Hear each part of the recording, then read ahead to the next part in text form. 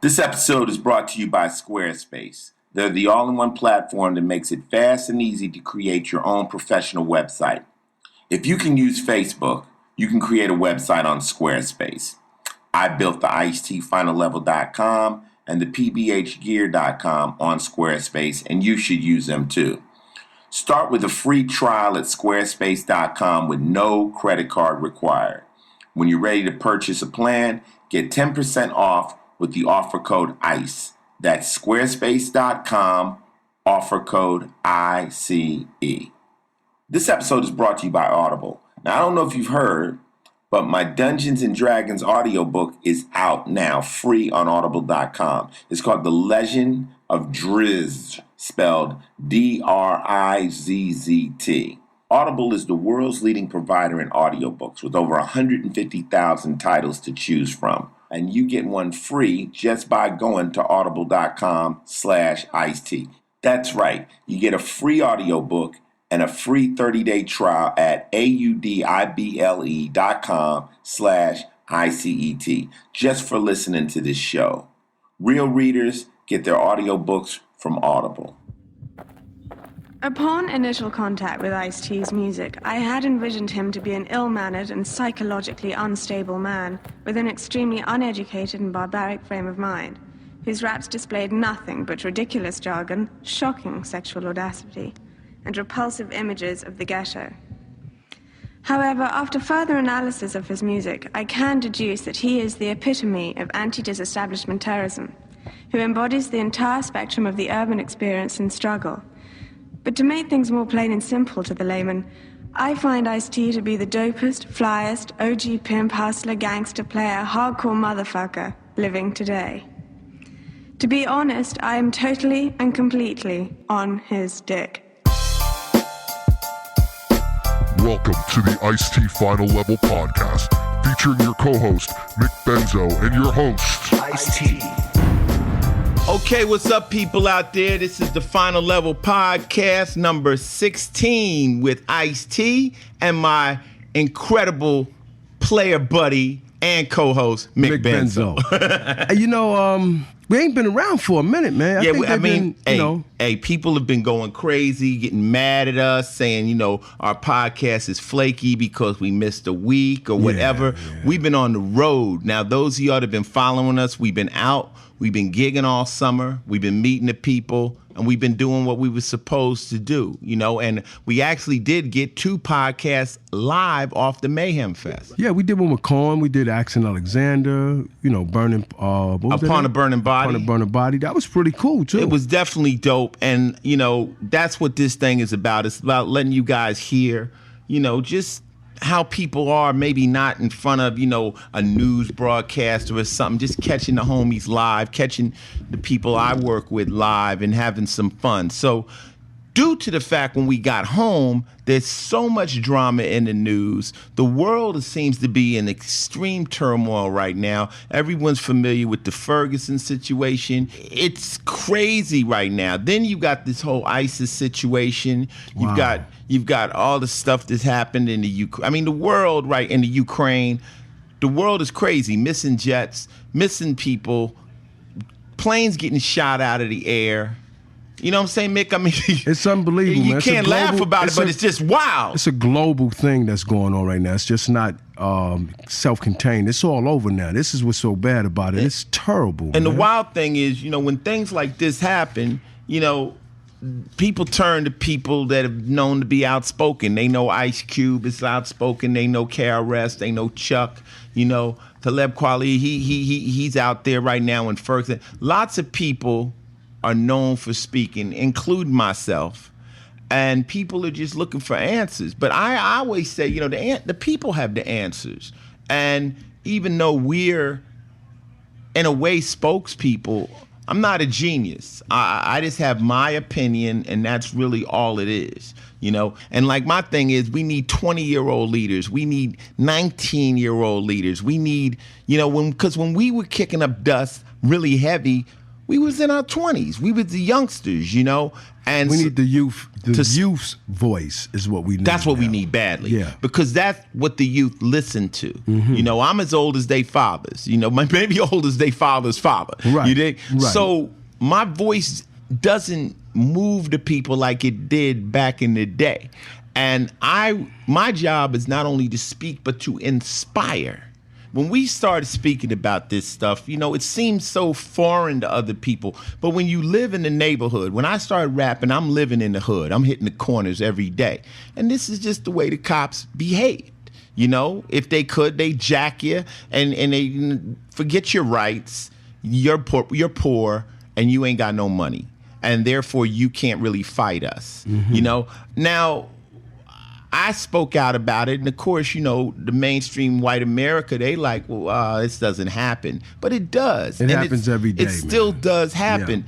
Yeah. And when you see it on videotape and you finally see it, it's shocking. People are like, wow. Yeah. But I'm like, I'm used to that. I grew up in that. So it's a sad thing that right now, you know, America has changed tremendously. You know, we got a black president. That couldn't happen 30 years ago. No. The world has changed. People are kind of tired of this racism, but this shit is just, it's power. It's out of control. And, you know, I play a cop on TV. And even on our show, we got a power thing. You know, you can answer my questions. You know, we're gonna make you do what we want you to do. It's not even so much the law. It's just power. Well, that's why I can't agree with the police cars that ride around. And when you see a police car, you see CPR. What's that stand for? That's supposed to stand for courtesy, professionalism, and respect. They don't have any of that. That needs to come off of their vehicles immediately. No more. Y'all don't have any CPR. Y'all have scare tactics, and that's what's so bad about it. You know. You know, and then you know the racism thing, which I've been so against my entire career. I don't believe it's right. It's wrong. It's crazy. But you got to really get to the base of the United States. Okay, so you got a country that basically was founded. You know, people come over here, basically jack the Indians, you know, took it, okay? True. Then they did some foul shit. No one can deny this country was based and founded on some foul shit. It was so foul that when motherfuckers wanted to release the slaves, they went to war. Like, you know, like, this ain't like, okay, ready, let's say, we're going to go to war about it. We had a civil war over that, and now we're trying to grow out of it. Now, my thing is, I never held a kid accountable for that bullshit. I can't hold you accountable for anything you had nothing to do with. How can I? I mean, you didn't have shit to do with it, you know? It's kind of like when you get with your girl, you got to tell her, you can't hold me accountable for anything that happened prior to this relationship. You weren't around. Exactly. You know? So how do I hold a kid that I see in the street accountable for any of the bullshit of the past? I don't. But everyone has to understand that this country was founded on some very foul shit. Very foul shit. Now, there are people in this country that feel like, okay, well, if you're, I hate to say it, but if you're not white, if you're not part of the people who created this country or jacked it, you're a visitor here. This is our country. And, you know, black people, you're lucky you got rights. Sad to say. You're lucky, you know, and it's fucked up. But it's fucked up to the core. It's not. It's very fucked up. It starts at the roots, man. And it starts at the root. And it has grown. I believe that you can never eliminate racism, but you can shut it down, and that's by people just talking and realizing this shit's foul. You got to realize that shit's foul, and you got to realize nobody is better than anybody. No one is. We're all human beings. There's no superior race here. Everybody is the same, but people have different conditions. Now, you're going to get at me and say, well, you know, black people aren't as educated.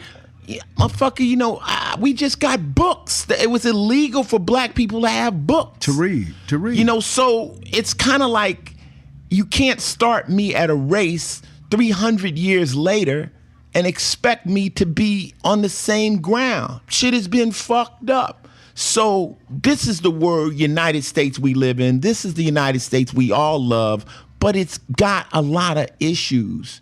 And we all are trying to figure out a way it can be better for our kids. You know, I ain't no into separation. We're all here. We're all gonna have to figure this shit out and get it together. Now, that's the situation we're in. Now, take it globally. The world's shit's hectic every motherfucking where. Yeah, every country, every state. Everywhere. You got ISIS right now who's basically saying, okay, we're Muslim extremists and we're going to kill anybody who's not Christian, who's, you know, whatever.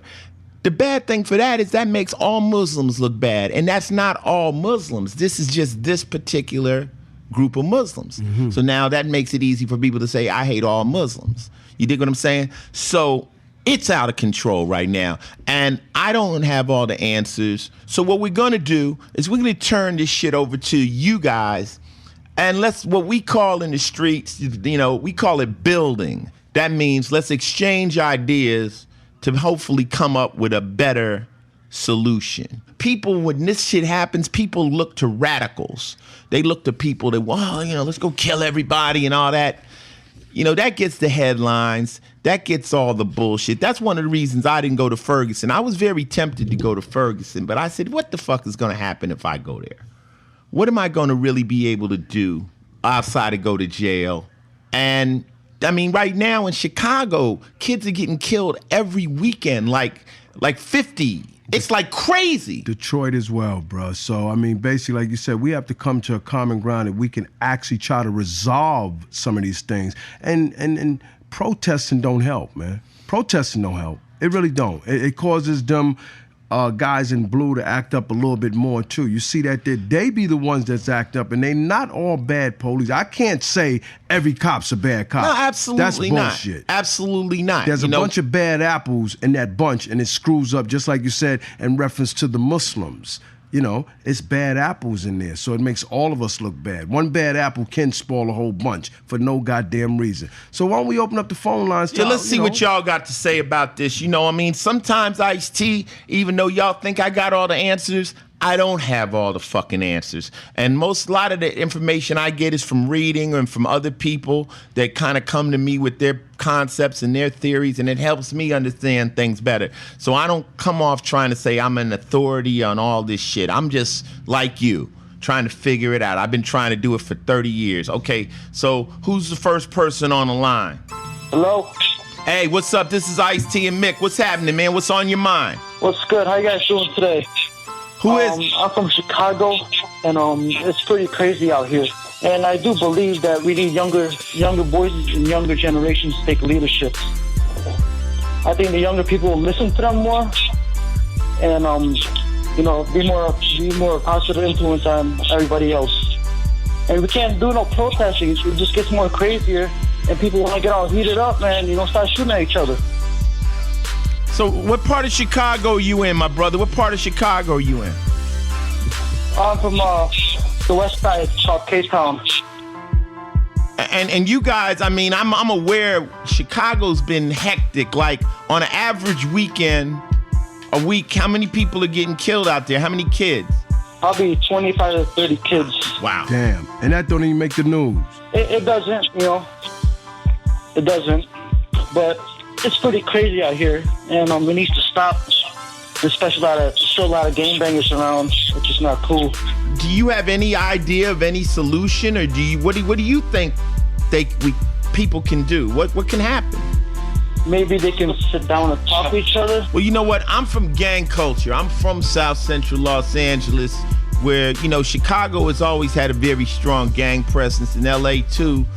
But you know, the difficulty when you're dealing with gangs is it really roots back down to poverty. And then it starts turning into drugs and economics, people trying to make money. And this is, you know, the criminal way to get paid. And, you know, the one thing about being a drug dealer, it doesn't require an application, you know. But in LA, we were able to bring the violence down. We had a truce out there, and we were able not to put a cap on it, but to bring it down tremendously just by the OGs, the real gangbangers saying, look, man, all this violence and kids getting killed and all that, I don't care how gangster you think that is, that ain't fly. Hey, but thank you for calling us, man, and my heart goes out to Chicago. It's crazy there. Okay? Thank you. Thank you very much. I appreciate it. Okay. Peace. Ice. Yeah, who is this? What's up, Ice? This is Bomb. I'm over in West LA. Okay, Bob, what's on your mind, man? Man, I just want to kind of vent for a sec, man. This is, as someone who I'm 38 now. I grew up on your records, on KRS records. I've been kind of digging back into some of that stuff. And all these lines like, you were put here to protect us, but who protects us from you? Or, cops hate kids, kids hate cops, cops kill kids with warning shots. What is crime? What is not? What's justice? I think I forgot.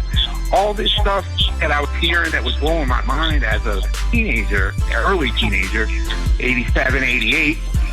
It's disturbing to me how much it is all still prevalent, relevant, and just, I feel like almost worse. I know you were saying earlier about, Obama being elected and everything. I'm almost feeling like that was the okey doke. I feel like the backlash to that has been like heavier than any of it. I've seen more people just being outright racist amongst, white people in public than I ever saw under Bush or all this. I don't know. I'm just frustrated. You might have a point. You might have a point because there is a backlash to, see, the thing of it is when you run for president, you split the country down the middle. Just even with the Democrats and the Republicans, so the minute you get in, you have half the country that hates you. Because you start off with half hate. You start off with half hate. Now, add that to a lot of people that are racist. This is the worst thing that could ever happen to them in their life. So now they're out to prove everything. I mean, I just was watching the other day, they're trying to impeach Obama, like he's about to leave. Like, that's like, you hate. And the thing is, I mean, a lot of this stuff is even beyond Obama's pay grade. I mean, the bottom line is, it's all being controlled by, a increasingly shrinking number at the very top that controls all the money, that controls all the economy, and basically Democrat or Republican, they still got to do those people's bidding if they want to be in that office. Mm-hmm. And now I don't think it's going to get better in the inner cities. They're treating our inner cities like like they're shanty towns, and it's not going to get better. They have this whole thing of combining.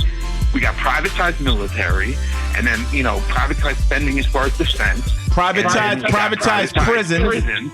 Right. And how else are they going to make money off that area where people don't have money than to prey on them like that? I mean, I grew up right next to Camden, New Jersey. I went to church there. I don't know if you know where that's at, right across from Philly. Yep. It's just a very depressed city, always has been.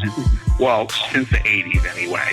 But I mean, they basically are going in there with some of the most high-tech stuff. They're going to have, infrared stuff that can tell you whether a kid 2 blocks away has a dime bag in his pocket. But meanwhile, these row homes haven't been repaired, or some of them even lived in decades. It's not about making that area better. It's about how are we going to squeeze this bad thing. And what the people that are just taking a blind eye to it, are going to come to realize is once they're done with all the people in that area, they're going to be coming for you. That's just, that's what's going to happen. Well, bro, what I think too is if we take block by block ourselves and try to make it better on that block, make the next block better. I agree. Because if we make block by block better, it gets better. If we continue to let blocks on other blocks do things, then it just goes out of chaos. If we say, come on, man, you gotta calm that down. We're trying to get everybody back together, all lives back together. But let's make this, go ahead. At the end of the day, it's all money. Everybody needs money. Everybody needs money to live. Okay, let's break it down to the basic principle, Mick. I agree, but money. It's increasingly harder for any other person, to get money. People to make a living. Make money. Right. But the money keeps increasing. Like the billionaires, when we were coming up, and before that were people like Henry Ford or Disney or guys that made stuff. Now they're hedge fund managers, and all they do is play a 3-card Marley game with the insurance and the financial system, and we don't even know what they're doing. Okay. You would have to quit your job to read through all that stuff to even figure out how you're getting fucked. But see, that's the ultra rich. What I'm saying is survival is when it gets grimy. You see? So the basic level, if you don't have food, shelter, a place to live, some clothes, you get scandalous. I got a song on my new record, I'm not plugging it, called Into the Dark Side, where it says survival makes you bloodthirsty. So let's just get to the core of the problem. Everybody needs money. The only way you're gonna get money is with a job, and the only way you're gonna get a good job is with education. These are your fundamentals when you step on earth, whether you for some reason you're going to school, you don't know why, but there's a reason they make you go to school, because they know if you don't have any education, you're not gonna make any money. You follow me, Mickey? That's true. Okay, now, so it all basically boils down to education, and starting with public schools. I mean, public schools should be like universities. That's the core of the economy. If kids come out of high school and they can't read and write, they have no opportunity other than to go to the street. And then there comes the problem. Hold on. In the 1960s, man, our parents didn't have high educations. But they still had this thing called the World Fair, which is the Warfare. That's the World's Fair. It's Warfare. Hold on. And we were able to knock on a neighbor's door and get a cup of sugar. It wasn't as violent as it is today. No, it wasn't as violent. But then once again, you said they had welfare. Nobody wants to be on fucking welfare, Mickey. Welfare is the worst shit that can happen to you. It's something that happens when everything went wrong. Now, I'll tell you why schools suck. It's because the people that have money take their kids and put them in private school, because public school sucks. I did it. Mm-hmm. I put my son in a better school so he would have a chance. We gotta go back to the core, which is the public school system, and start it from the ground up and get it to where when you find, if you don't go to college, you still are capable of getting a job. Mm-hmm. Right now, public schools you barely can fill out an application if you came out of public schools, especially the inner city. I know. The inner city. But this is what I'm saying. They're not going to put any money. They could put $1 billion and save East St. Louis or Camden or Newark. They could do that yesterday with the amount of money that they throw away on war. 2 or 3 different wars overseas, but they're making money that way. They're not going to put that back. The people that need to cough that up, which is our government. Our government is accustomed of helping other countries. They don't care about us. That's what it is too. That's what I'm saying. Mick, did you ever think we'd be borrowing money from the Chinese to go roll tanks through our own neighborhoods? Chinese own the country, and all their kids are in school, and they're smart as fuck. The key is education, and it starts. That's the cream of the crop that's coming over here to figure that part out yet, or like you guys came up in hard circumstances, but we're like at a very high level of intelligence. We're talking about just the average person that just wants to work, do good, be a good person, get a regular job, being a mailman or whatever. Those things are all not available in these places. I got you, and hence the problem. So what happens is you can't figure a way to make it. You turn to crime. You become the element. Next thing you know, you shooting at the other guy who has picked this same occupation. Now you look like the bad guy. The cops is out there trying to do their thing. They've labeled you savage, and they address you as such, and here we go. Right. And there's your problem. I mean, it's not even just an individual conflict. It's systemic. You know what I mean? It's beyond. It's beyond the meathead cops that go out there and have some body armor on. Yeah. I mean, they don't really know that they're a pawn in the game either. United States, the thing of it is United States can't reset because the old United States was fucked up. United States needs, like, you know how they do a makeover on TV? United States needs, I believe it needs a new constitution too. Don't let me get started on that. I think it needs a new constitution, but it needs a reset. The question is, the people with the power to do the reset, do they truly want a reset? And there's your problem. Exactly. They have a vested interest in that not happening. Exactly. And when we're still running on oil, we have enough to clone sheep. You know, we have technology to clone people probably, and we can't find a way to run cars without gas. That's just the money for it. It has a vested interest in that progress not being made. But check this out, man. You're as confused as we are, but until people like yourself sit down and we try to come up with some solutions to help everybody, then nobody's gonna be all right. You dig it? All right, thanks. Okay, before we get to the next call, let's talk about Audible. As I mentioned earlier, my Dungeons & Dragons audiobook is out now for free on audible.com. It's called The Legend of Drizzt. That's some crazy stuff, worth all the hype, and it'll blow your mind. You've never heard an epic fantasy tale like this, especially spoken by me, about Pegasi and swords that talk in people's heads. Not to mention, for a portion of the book, the characters are voiced entirely by yours truly, Ice-T. I even had to do some of the female characters, so you know this is going to be crazy, right? After the podcast, go straight to audible.com/Ice-T and check it out. Audible is the world's leading provider in audiobooks with over 150,000 titles to choose from. For a free audiobook and a 30-day trial, go to audible.com/Ice-T. That's AUDIBLE.com/ICET. You'll be saving money and helping to keep the podcast free. Thanks again to Audible. Who's on the line? Hey, this is Tracy. Hey, Trey, where you calling from? St. Louis. St. Louis. Oh, wow. So talk to us, man. What's on your mind, Trey? I first, let me get it out there that I am a white woman, part of the GLBT community. I'm also from Mississippi. I grew up in a very racist area, as you can imagine. And there's always been something in my gut that just ate at me as a kid. And I was like, this isn't right. And, I tell you when things really came to a head for me, it was when the third trial for the murderer of Medgar Evers came up in the late 80s.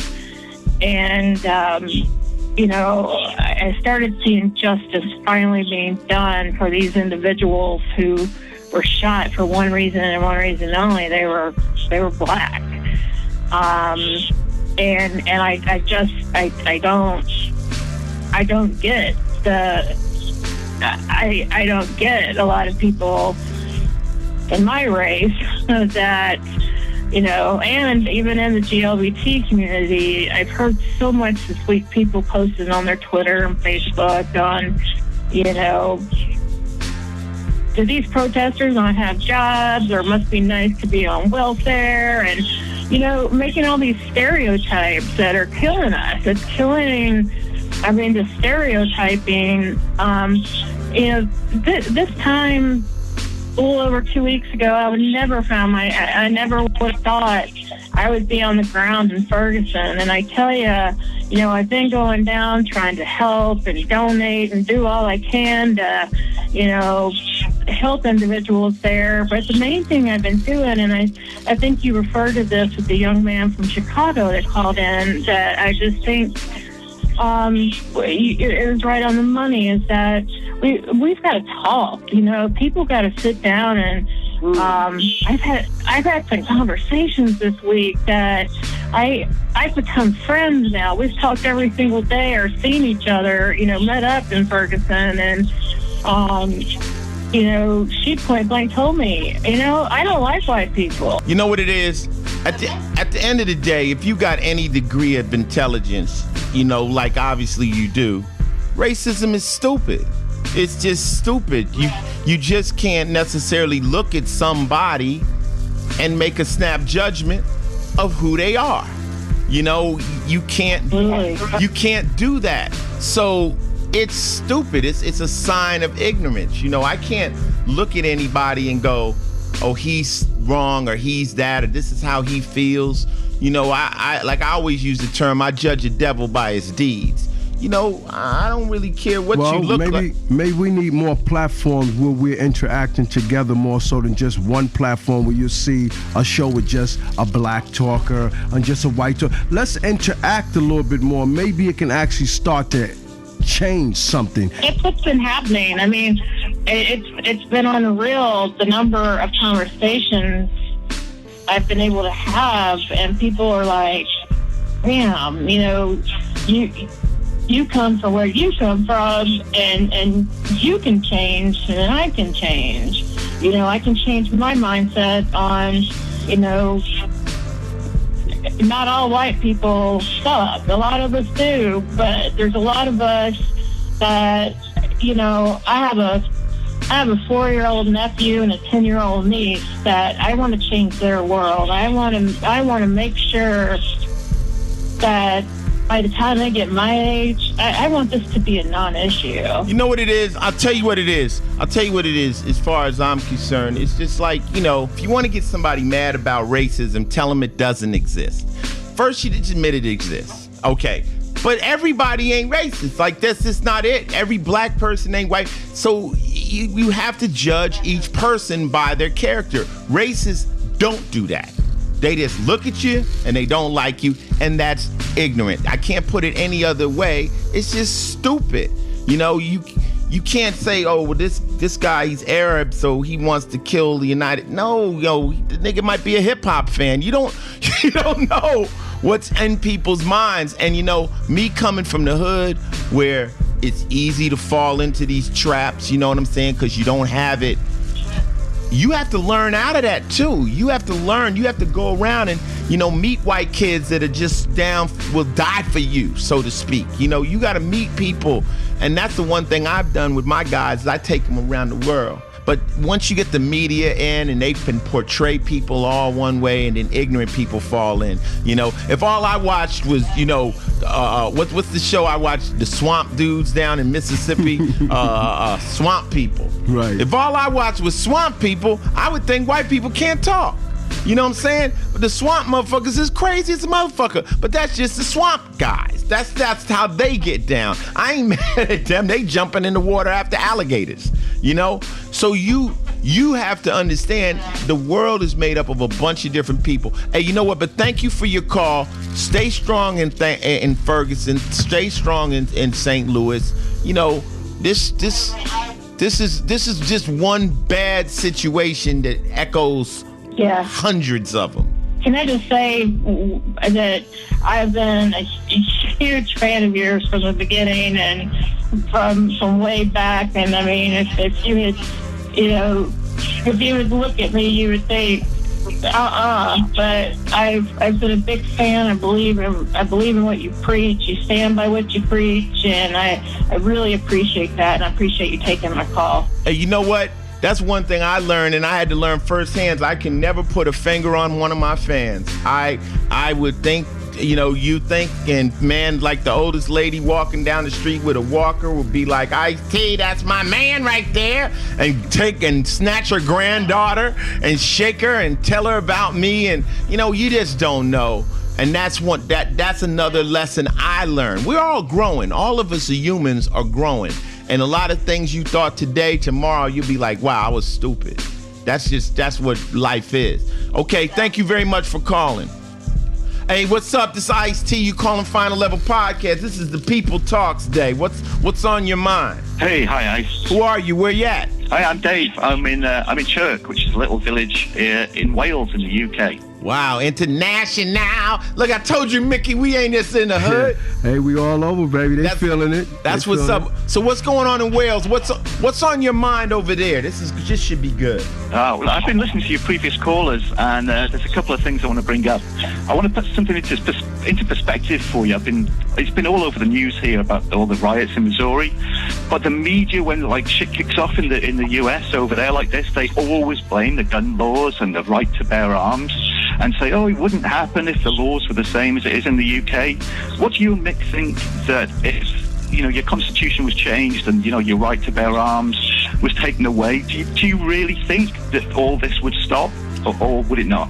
Oh, well, my theory on the right to bear, first, I'm not a big into the Constitution. I'm not into the Constitution. I think there needs to be a Constitution change, because if you really look at the Constitution, in the Constitution, it also says you can own black people.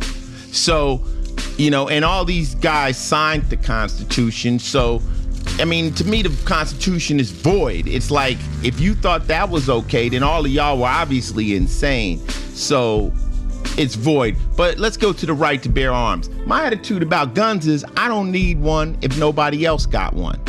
You follow me? So if I'm in England and y'all ain't got one, God bless the fact y'all don't have guns over there. And it's a great thing. And I wouldn't say bring them.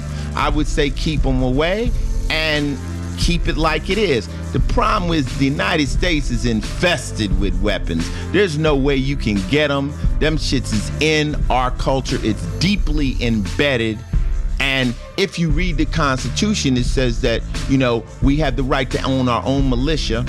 Every state has the right to have their own militia. And basically, the right to bear arms is to protect yourself against tyranny. And tyranny is when the cops become the enemy. So the Constitution was written to protect us from government, because after the Revolutionary War, we were worried about government having too much control. So to answer your question, yes, if there was no guns in the United States, there'd be less gun murders. That's simple. But this shit is infested with guns. It's millions and millions and millions of firearms. So if they go out and say, we're going to take the guns away, who are they going to take them from? You know what I'm saying? They're not going to take them from the cops. They're not taking them from the cops. They're not taking them from the motherfuckers that have the fucking arsenals. They're going to take them from just kids in the streets and all that old bullshit. And like I always said, with gun laws, criminals don't even deal with gun laws anyway. They're criminals. So laws don't have anything. They're not in their zone. They just get down. They do what they got to do. So keep the guns out of your country if possible. I don't think they help, unless you guys are worried about the cops. Then you might want to get armed up. Hey, I went to its body count over here to the UK as well. I've been a fan since you first started, and I'm just dying to see over here. So any chance of you guys coming across? A great chance. We put out the new album as a test. We wanted to see if people still had an ear for body count. We did a big summer tour. We blew out 38 cities. Everybody loves us. So, we're definitely back. I just got off the phone talking about making a new record, something poignant about what's going on right now. And we hopefully maybe next summer we'll be over there. I still got a day job on Law & Order, so next summer we'll tour the UK and Europe and, give y'all a little taste. That'll be good. Remember this, well, not just London. Come to North Wales. We'd love to see you. Okay, North Wales. That's right. Y'all get real particular. You better not call Wales London. You better not call, worst thing you do is call Britain Europe. That's not. All right, thank you, man. Thank you for calling in. Thanks, Ice. Thanks, Mick. Keep up the great work. You've got a great podcast. Thank you very much. Okay, this is Final Level Podcast number 16, and we're letting the people talk today because shit is going down. What's on your mind? Who's this? Hey, this is Moises. I'm in Austin, Texas. Okay, Austin, Texas. We just came from Texas. What's on your mind, man? Growing up multiracial myself. My dad's dad was Cantonese. His mom was Afro-Latino Cuban. My mom's white Western European. It was a big deal to have our first black president. It was a big deal for me to have our first multiracial president too. And growing up, the experience I had, and that I think we're seeing with everything that's playing out right now, is that everybody is obsessed with sorting people into boxes. That you're this type of person and you behave this way, and this is the way that we can stereotype you, and this is how people should be perceived. And not cutting you off, but that's the definition of prejudice. Prejudice is to prejudge. Am I correct? Absolutely. Okay. Absolutely. And the thing that drives me crazy is this question of what box do I check and what is normal and who is defining normal for me. And the thing that just makes me have to disconnect from so much of this stuff so often is that it feels like everybody has to work in absolutes. It's you're with us or you're against us. Different sides of the political spectrum think that there is some sort of absolute good. And even though I definitely fall on the left side of things, I don't think that everybody on the left side of things conducts themselves in the way that actually productively gets stuff done. Because we're always worried about whose fault everything is. So we live in this culture of paperwork, which paperwork in particular, hot topic over the last couple days, so that people can avoid blame. They can say, no, well, the thing that's in this file over here, or this thing that I didn't put in this file over here, that means that, sorry, you can't get anything on me. All right, well, look, let me break it down for you. I'll break it down. This is your problem, and this is the world problem, and this is a human problem. Everybody's trying to be happy, okay? But my happiness infringes on your happiness. Your religion infringes on my religion. So all of us want to be happy. Like, I want to play my music loud, but my neighbor, he don't like it loud. My man wants to speed, but they say the speed limit is 55. And no one likes to be controlled or told what to do. So what you got is a bunch of people on this earth that want to be happy, but everyone's happiness infringes on somebody else's happiness.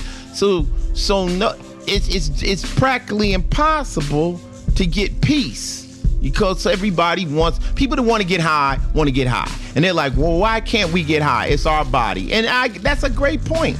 If you want to get high, why can't you get high? But there's people that saying drugs are wrong. So you got all these different people in search of happiness. Unfortunate thing, to a serial killer, happiness is killing motherfuckers, right? So everyone's happiness crosses boundaries. Now, this is what humans do. We get in comfort bubbles. We find people that we agree with and we create a bubble. So if I play chess, I hang out with people that play chess, but then my chess players may not smoke weed. So now I got another bubble of my weed smokers over here. But since I don't smoke weed, I like horror movies, I go to the horror movie people. But even if you notice in your life, you have to move from bubble to bubble just to be you, because all your friends don't like everything you do.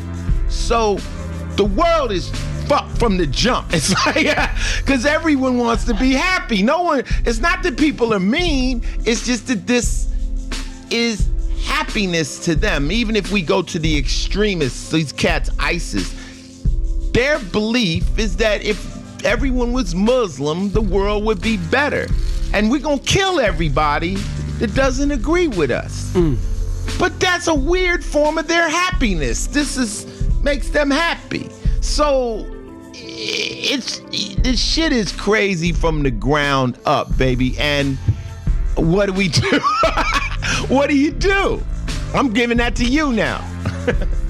I think a lot of the aggression that people have been acting out from every side of everything that's going on, a lot of it is that we're unconsciously or subconsciously or very consciously, we're manufacturing fear to fight in the face of our own fear of somebody rolling over us and making us do what they want to do, and there's this lashing out. But the thing that But you don't think that has to do with money too? Don't you think people make money off of fear? Oh man, I wish I had stock in the fear industry. Let me tell you, because that is a comfortable living. There's money in manufacturing fear around Ferguson, where there's this whole narrative of all these rowdy, violent protesters that don't exist. The real protesters, the ones that are peaceably assembling, are the ones that are pushing the violent people that are coming in from out of state, the white supremacists that want to push their own agenda. They're pushing those people away. And the thing that drives me absolutely crazy is that the concept of mainstream media that we have right now, the outlets that represent that, like none of them are reporting that, and it's literally up to which social network has the best breakthrough when it comes to people getting photos and video. Well, if you want to see the worst shit right now, just watch Fox News. Fox News spins shit so bad I can't even watch it. And I was watching it the other day, and they had a black dude on there. They found a black dude that hated black people. And they love when they find a black person that hates black people. You know what I'm saying? I mean, and it's just crazy.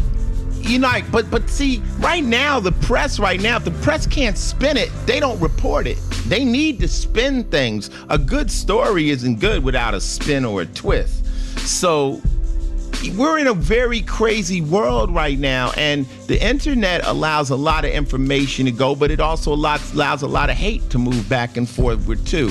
And I mean, I have a Twitter page, and if you listen to the stuff, see people write me, like, it's like motherfuckers is walking around in hoods, like right now. Like it's man, I've been a follower since day one. And you've read some of the shit I've retweeted. Oh yeah, I've seen all kinds of shit, and sometimes I'll just when you put something out there, I'll look at the conversation thread to see what crazy fucking idiots just come out of the woodwork to come up with some brand of crazy that I just can't wrap my head around. Well, people like conflict, like the other day, off topic, you know, this ice bucket shit. Okay, I got it. I understand it's for ALS. I understand it. It's stupid to me. Now, me giving up some money, I respect that. We sent some money in. We didn't send in $100. We sent in more than that, okay? I got people, I say, yo, send some money to this. This is a good thing. I wasn't aware of it, but cool. But I'm not putting a fucking bucket on my head, man. That's stupid. I don't do goofy shit. I'm not, no, well, Dr. Dre did. Well, you know what my mama used to say, if your buddy jumped off a bridge, you gonna do it? So my thing is that I ain't gonna do it. That don't mean you ain't gotta do it. I just ain't gonna do it. People spun it. Oh, you're against charity. Did I say that? I did not say I was against charity. I said I think putting a bucket of ice on your head is stupid. Normally it is. Unless it's 110 degrees outside. Normally it is. That's why people are doing it. So what it is people figure do something goofy. It attracts attention. And I get it. But people twisted me into being a hater of the fucking... And that's what they want. They want to fight over some dumb shit. I'm not against... That's not what it's about. Listen to what the fuck I'm saying and don't try to twist it into some dumb shit. If that's what you choose to do, a lot of my friends did it. But just because you challenge me to do some shit doesn't mean I'm gonna do it. I don't have to go along with your fads or your trends. I'll send 10 times the amount of money you want and we'll call it a day. And then I also think that a lot of celebrities are doing the bucket challenge and ain't sending no money. The real reason is you give the bucket not to give the money. You do the challenge or you don't. So it's just a lot of these people just want to be on video and be seen and shit. And if Oprah did it, since Oprah is fucking God, you got to do it. Oh yeah. You know. A friend of mine sent me one of these. Patrick Stewart did it, but he didn't pour the bucket of ice over his head. He pulls out his checkbook and you see him writing a check, and then he pulls over an ice bucket, puts a couple ice cubes in a glass, pours himself some whiskey, takes a drink from the glass, toast you, and the video's over. But my thing is this: if write the check, you ain't even gotta make the video. Just write the check. Do you need the publicity that you giving away money? That, you know what I'm saying? I give money away every year. You never know who I give it to. I'm not gonna stand in front of nobody's place with a big ass check. That's corny to me. That's not from the heart. That's publicity. That's my opinion. Period. Oh yeah, but look, let me get to the next caller. Can I get to the next caller? Okay, thank you so much. Just real quick, I'm a podcaster too, man. And, shit! And I've been loving the show since the very beginning. I do my shows at ESN.FM. Whoa! I have one called Thank You. Let me plug your podcast then. What's your podcast? Say it so everyone can hear it. Cool. So the main show is called Electric Shadow. It's about movies and TV and the way that media is changing. And then I do one about comic books called Giant Size that's geared toward making comic books easier for people to get into. So you want to get into Frank Miller? Here, get into Frank Miller. You want to get into Bernie Wrightson and Swamp Thing? Get into this. That's dope. And then Thank You for Calling is one that I do about customer service. And then a couple of friends of mine do one where they're going through and watching Twin Peaks, where one of them's seen it and the other one hasn't. And they're looking at it now that it's been restored and all this stuff. But all of them are at esn.fm and in iTunes and everything. Cool. Have you checked out the Combat Jack podcast? I can't say that I have, but I am. Okay, that's right now because I've got orders from General Ice-T. Yeah, check out Combat Jack. He's going to be a guest on the next show. He's a good friend of ours, and his if you like what we doing here, it's what we doing, but it's really wrapped around hip hop and the culture and people that are, you know, apparently stars or think they stars or whatever should be stars. It's the Combat Jack show. They don't let up. You know, he's going to be a guest on the next podcast, so check that out. Well, thank you so much, and I'd be remiss if I didn't say, sir, OG is a fucking masterpiece. Thank you. Before I take this next call, let me tell you about Squarespace. Now, guys, I just heard from my homie Jamie Jasta, and he used Squarespace to rebuild JamieJasta.com. If you don't know who Jamie Jasta is, he's the legendary lead singer of the world's famous band Hatebreed and former host of Headbangers Ball, and now he recently started a dope podcast too. His new website looks dope. It's cleaner and far more friendly than his old site. You can buy tickets for Hatebreed shows right off the site, listen to his podcast there too, and sign up for his mailing list, and also get sponsorship information for his podcast right off the site, just like IceTFinalLevel.com. Jamie has sold hundreds of thousands of records. I've sold over 28 million records, and we need top-level websites that meet our level of professionalism. Squarespace looks great. It's easy for us to build with no coding experience, simple to maintain, never crashes, and Squarespace even has support available 24/7 in case you ever do run into any problems. That's the business. For a free trial with no credit card required, just go to squarespace.com. When you're blown away and ready to confirm a plan, use the offer code ICE to get 10% off. You'll be getting a great deal, supporting a podcast, and helping to keep it free. That's squarespace.com, SQUARESPACE.com, offer code ICE. Also, don't forget to send your Squarespace site to iceandmick@gmail, and we might even talk about it on the show. That's ICEANDMICK@gmail.com. That's Squarespace, offer code ICE. Hey, okay, who's on the line? This is Ice-T and Mick Benzo, Final Level Podcast. What do you want to talk about? Hey, what's up? This is Brittany from Tokyo, Japan. So look, you're in Tokyo. What's on your mind in Tokyo? You know, because people over here, we got all this stuff on our mind. I wonder what's on your mind in Tokyo. What's happening? Well, for one, you know, I follow your tweets, and the one that struck me was, if you want to get an advantage, talk to an older person. Yeah. Their brain. And get all this advantage. South American, I'm from the States. The Ferguson thing is on my mind too. Yeah. Like that's been affecting me. Like I'm a black woman as well. And here in Tokyo, we don't have guns. We don't believe in guns, and the cops are super friendly. They bow to you. You can come up to them, and they don't have guns here. So they got a respect thing going over there. You know, it's interesting though. Like, let me backtrack on what you said. You read one of my tweets where I said, you know, daily game. If you want to get an advantage, get with someone older and drain their brain. That's very simple knowledge that, you know, if you can get around an older person that's been through some stuff, they can give you an advantage because, you know, it's just like a father to a child, you know. And I always say, you know, stupid people learn from experience, smart people learn from other people's experiences. So any chance you can get with someone older, sit there and be quiet and let them tell you about life, and it will give you an advantage. Now, let's flip back to Ferguson. The cops in Japan don't have guns, and they treat you with respect. Well, trip off this. When I came to New York from LA, New York cops seem like that to me because New York cops are like 10 times less aggressive than LA cops. So like I'm walking around, New York cops are like, hey, how you doing? They're standing on the beat, they talk to you.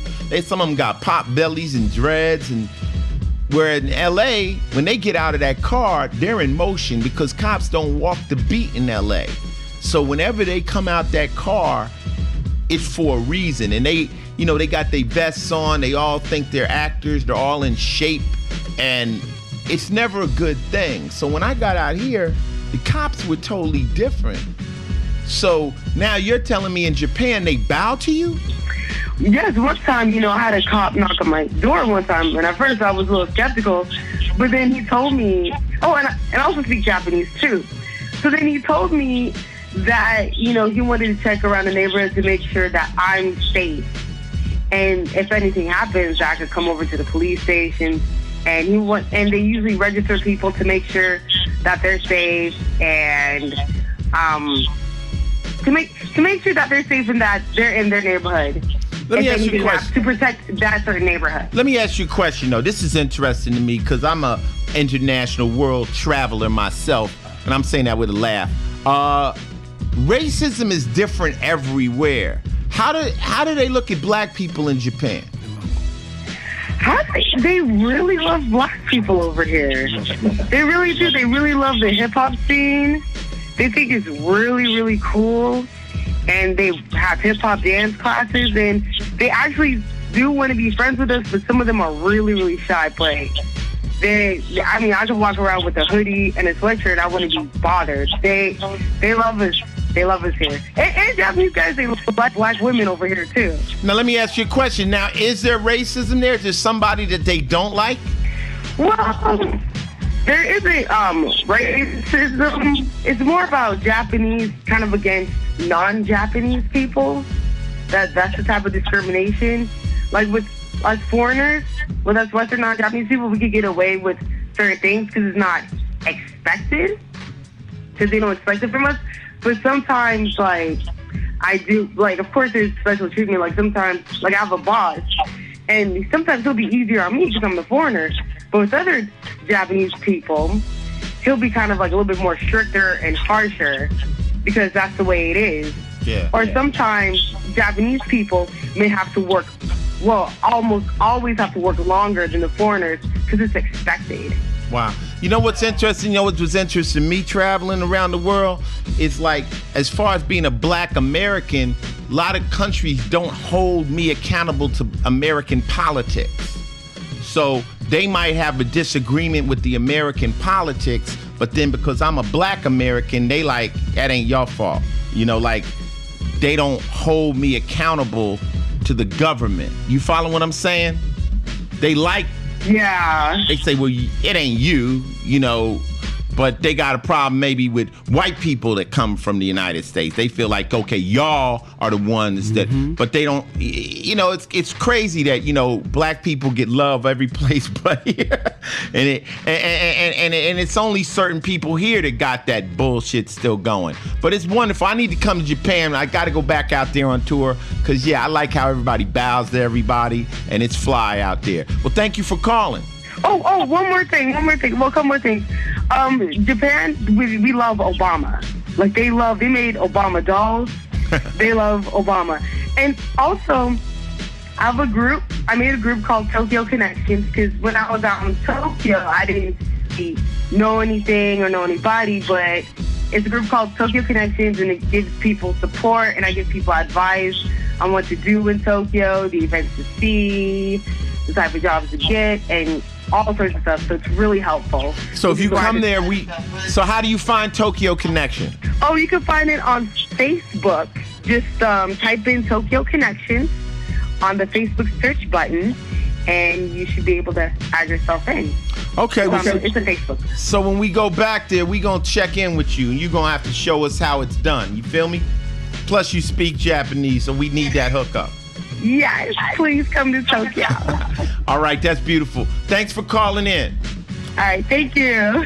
Hey, yo, up, this is Ice-T. This is podcast number 16. We letting the people talk.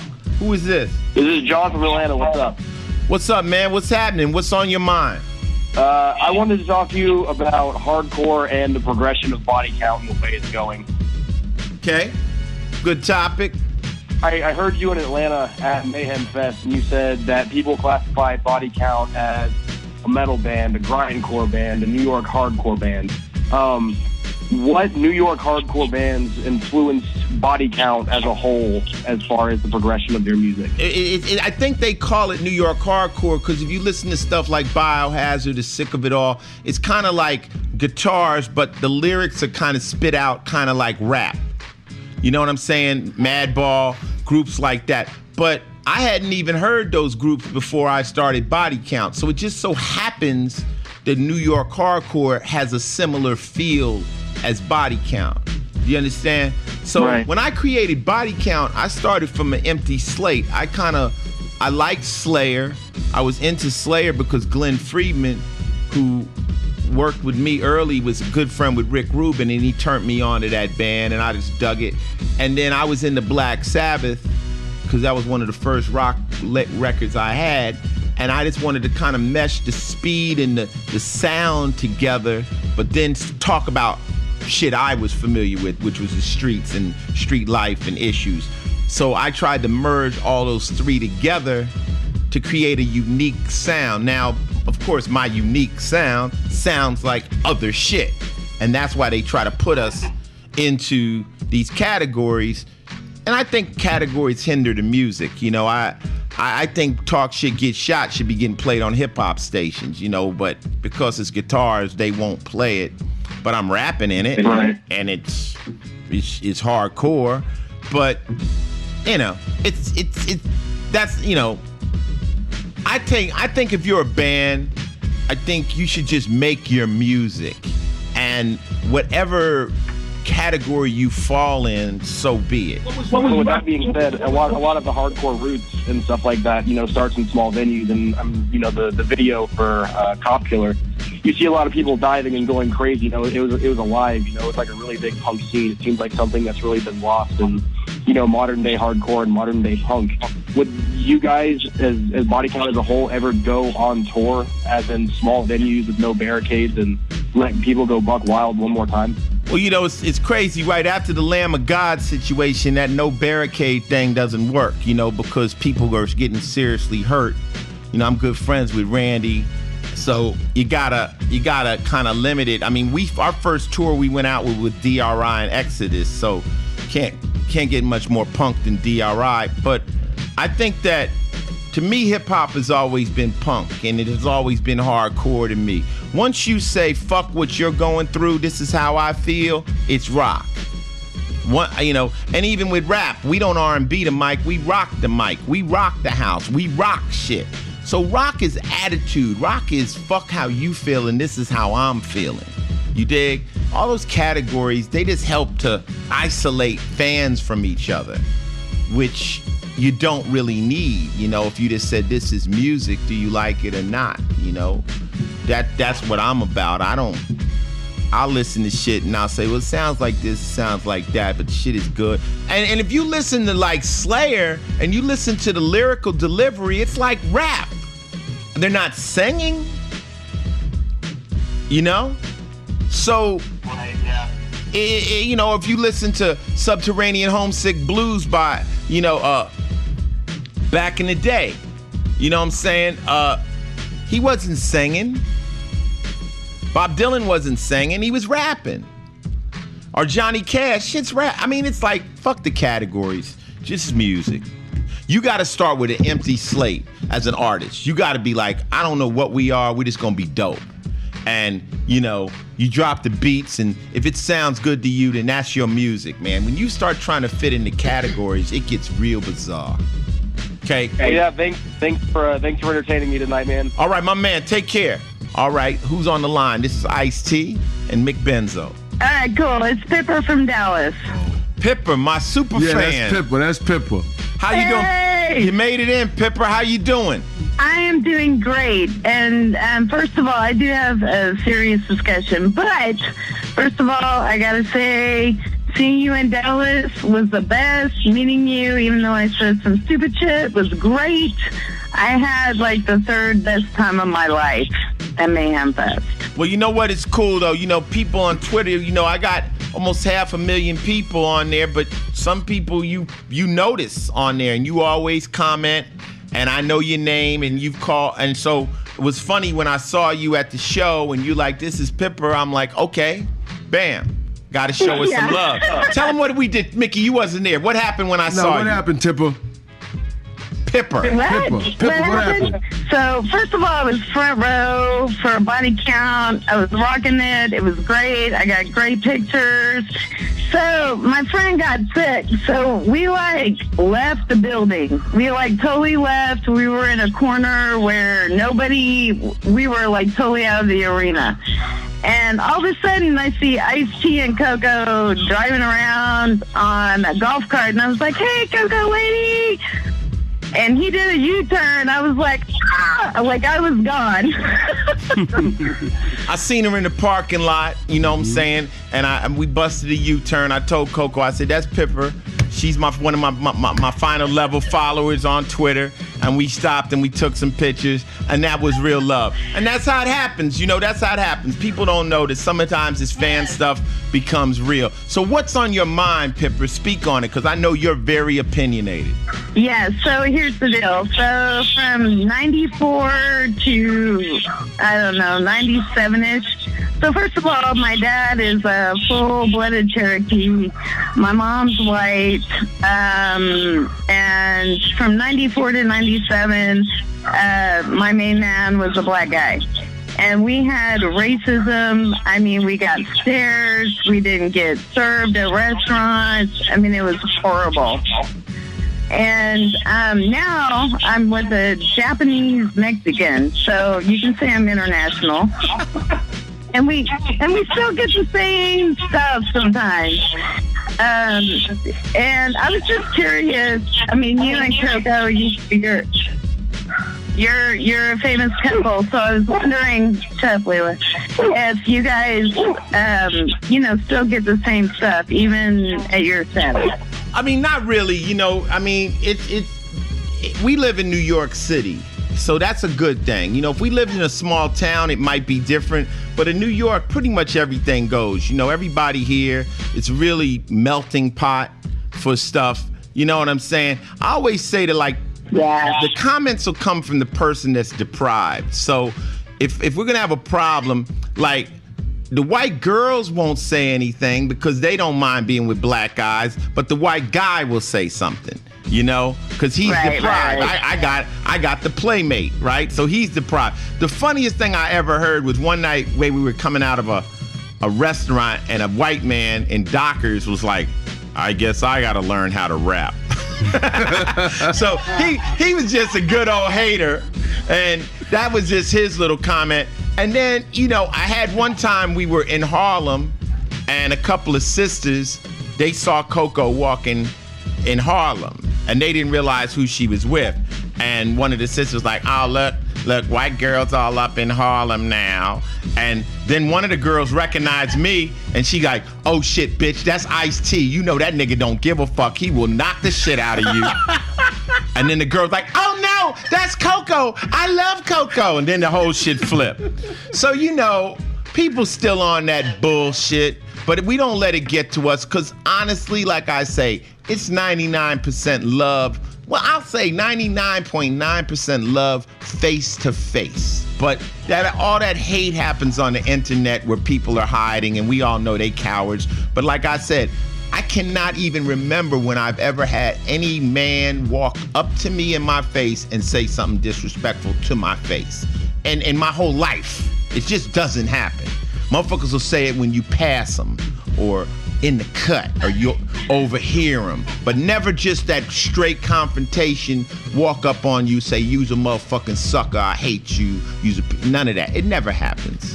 It never happens. Oh, good.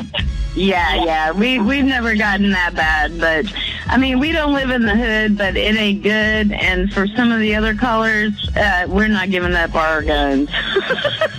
We're keeping them. That's It'll right. Be guns forever. Yeah. Hey, well, you know what? Like my mother told me early when I was growing up, people are stupid. And, we can't fall prey to stupid people. We got to be strong and love whoever you love. You know what I'm saying? I mean, like I tell people, I said, Coco's really the first white girl I ever really been with. I fell in love with her. We've been married 14 years, and I love her to death. You dig what I'm saying? But it just so happened that it was Coco. If I had ran into a Martian chick, then I'd be with a green bitch right now. That's just how it happened. I didn't expect it, but love is love. You dig? Yeah, I got it. Hey, I love you. I love Coco Lady. Hey, Benzo, I even like you.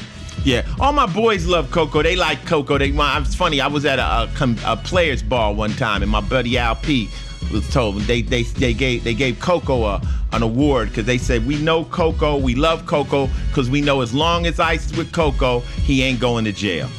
You got to keep that. That's right. I'm going to keep that. She saved my life. She keeps me indoors playing Xbox. So that's what's up. Thanks, Pipper. Last caller, who are you? Hey, this is Joshua. What's up, Ike? Where are you, Josh? Up in Sonoma County, up in North Bay. In the North Bay. Well, this is the People Talk segment on this podcast, and it's all about you. So you're my final caller. What's on your mind? I'm going to say thank you for not drinking the water bucket. Thank you for not doing the water challenge. Is that what you said? Thank you for not drinking the water bucket. That might be the perfect last note. But that's what it is. Now you go out and move something, baby. All right? I will say it. God bless you. God bless you. So, Mick, let the people talk. Basically, people need a platform to be heard. Mm-hmm. And on the Final Level podcast, what we do is we're going to do this a little more often. You know why? I mean, honestly. No. It makes sense. Again, they hear Mick, they hear Ice-T. It was finally a chance to hear them talk about the issues that is going on from different countries as well, not just the States. So it's important to give people a platform. Well, you know what? I always let the people make the decisions. You know what I'm saying? If I'm going to make a record and the people don't want it, I'm not making no more records. I ain't doing this shit to hear myself talk. I could do that in the bathroom. You dig? So if people like what I'm doing, I'll do it again. So what we'll do is we'll wait and see how people receive this episode. Mm-hmm. And if they like it, we could do this once a month. So Mick Benzo and Ice-T, we up out of here. And listen, finally, let's try to get this shit together, man. We know the country's in a fucking turmoil. We don't want to go to war. It ain't about fighting each other. It's about figuring this shit out and trying to make it better. Remember, tell a friend to tell a friend. Final Level Podcast has done it again. Number 16. Guess what, Ice? I'm out of here. Like I stole something. That's how I'm living. That's how I'm living. That's how I'm living. That's how I'm living. That's how I'm living. That's how I'm living. That's how I'm living. That's how I'm living. That's how I'm living. That's how I'm living. That's how I'm living. That's how I'm living. That's how I'm living.